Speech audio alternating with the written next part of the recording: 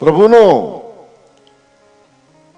પરિણય થયો છે રૂકમિણી સાથે, દાંપત્યની શરૂઆત થાય છે, પણ દાંપત્યના ઘણા બધા વર્ષો વીતી ગયા, પ્રભુને ત્યાં કઈ સંતાન નથી.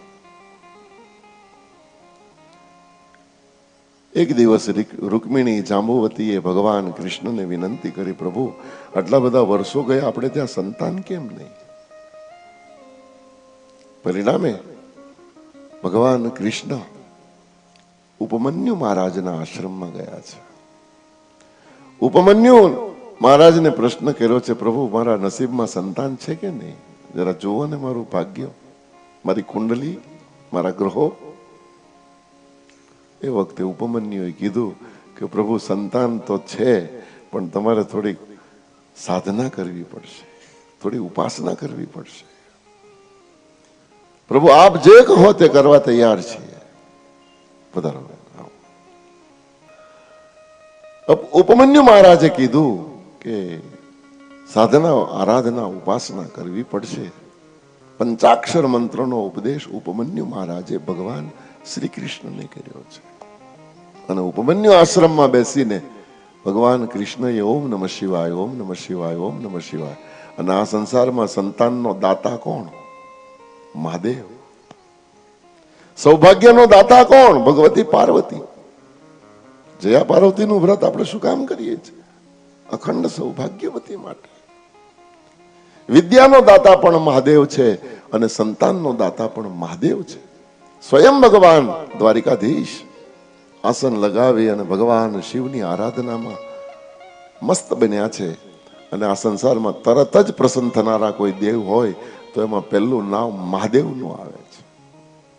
આશુતોષ ભોલે બાબા પરિવાર સાથે ઉપમન્યુ આશ્રમમાં પ્રગટ થઈ ગયા છે. શિવ, પાર્વતી, નંદી, ભૃંગી, શૃંગી, ગણપતિ, કાર્તિકે, આખો શિવ પરિવાર. અને પરિવાર સાથે જયારે ભગવાન મહાદેવના દર્શન કર્યા, ભગવાન કૃષ્ણએ પ્રણામ કર્યા, મહાદેવે કૃષ્ણને પ્રણામ કર્યા. હરિહર એક સ્વરૂપ અંતર નવદર્શો, આ તો ભોળા ભૂધરને ભજતા ભવસાગર દર્શો.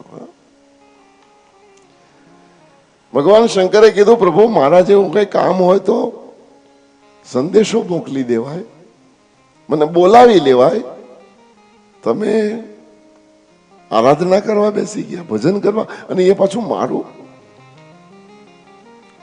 એ વખતે કૃષ્ણએ કીધું કે પ્રભુ કંઈક અપેક્ષા છે, કંઈક માંગવું છે, અને માનવ બનીને આવ્યો છું તો માનવ સહજ ગુણધર્મ મને પણ લાગુ પડે.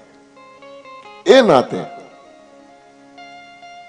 આપની પાસેથી કંઈક અપેક્ષા છે. અપેક્ષા શબ્દ સાંભળ્યો ભગવાન શંકર અને પાર્વતી ગદગદ થઈ ગયા. પ્રભુ એવું તે વળી શું અપેક્ષા છે? જે હોય એ જલ્દી કયો. અને પાર્વતીએ શંકરને ઈશારો કર્યો કે આપવામાં કંઈક ઓછપ નહીં રાખતા, ડબલ ત્રણ ગણું દઈ દેજો.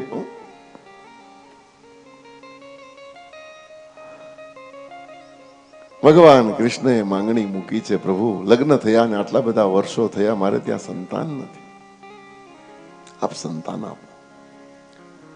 મહાદેવ રાજી રાજી થઈ ગયા, પ્રસન્ન થઈ ગયા. અને શંકરે કીધું કે પ્રભુ આ તો હજી તમે પહેલા લગ્ન કર્યા અને પ્રથમ લગ્નમાં જ આ તકલીફ થઈ, અને હજી તો તમારે ઘણા બધા લગ્ન કરવાના, ને વારે વારે તકલીફ પડે, ને વારે વારે પાછું ઉપમન્યુ આશ્રમમાં આવીને અનુષ્ઠાન કરવા પડે.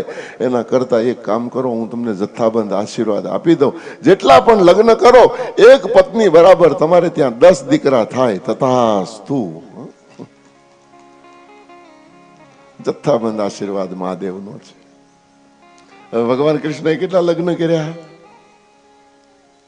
કોઈને ખબર હોય તો બોલો. ભગવાન કૃષ્ણની પત્નીની સંખ્યા કેટલી? બોલો.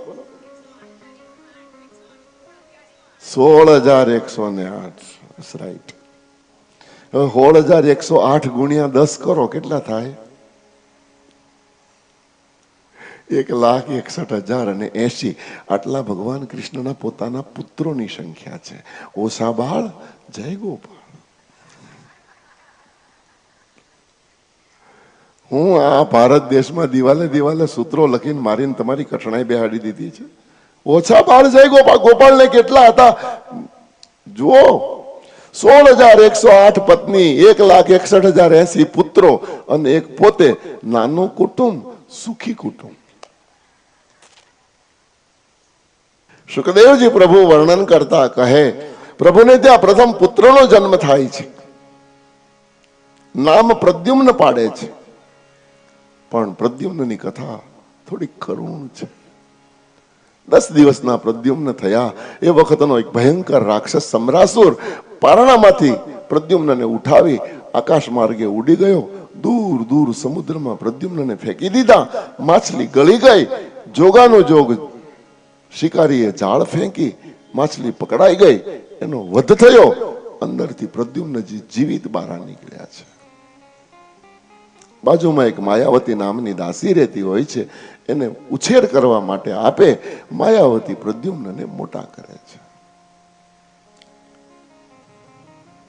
પ્રદ્યુમ્ન યુવાન થાય. એક દિવસ માયાવતીના વિચારો પ્રદ્યુમ્નના પ્રત્યે હલકા થયા અને એ વખતે પ્રદ્યુમ્નએ કીધું કે તું તો માં છો, હું તારો દીકરો છું. માં થઈને દીકરા પ્રત્યે આવા હલકા વિચાર ન કર. અને એ જ વખતે શ્રી નારદજી ત્યાં પ્રગટ થયા અને નારદજી આવીને ખુલાસો કર્યો કે તમે કોઈ માતા પુત્ર નથી, તમે પૂર્વ જન્મના પતિ પત્ની છો. બહુ જૂનો ઇતિહાસ અહીંયા આગળ નારદજીએ પ્રદ્યુમ્ન અને માયાવતીને કહ્યું છે. માયાવતીને કીધું કે તું પૂર્વ જન્મની રતિ છો અને પ્રદ્યુમ્નને કીધું તમે પૂર્વ જન્મના કામદેવ છો. ભગવાન શંકર જ્યારે સમાધિસ્થ થયા, એની સમાધિ તોડવાની જ્યારે દેવતાઓને જરૂર પડી ત્યારે કામદેવ તમે ભગવાન શંકરની સમાધિ તોડવા ગયા હતા અને એટલા બધા બાણ માર્યા, એટલા બધા ભગવાન શંકરને કામદેવે બાણ માર્યા. સમાધિ તો ન તૂટી પણ ભગવાન શંકરનું ત્રીજું લોચન ખુલી ગયું. હાહાકાર મચાયો પૃથ્વીના ઉપર કામદેવ. તુલસીએ તો રામચરિત માનસમાં લખ્યું છે, ભય કામ બસ જોગી સતા બસ પાવરન કો કહે દેખઈ ચરાચર નારી ભય દે બ્રહ્મમય દેખતે રહે અબલા બિલો કહી પુરુષમય જગત પુરુષ સબ અબલામયમ તુઈ દંડ ભરી બ્રહ્માંડ ભીતર કરતા પણ વિશેષ. પણ ભગવાન શંકરના મનને ચલિત ન કરી શક્યો. બતા હોય ન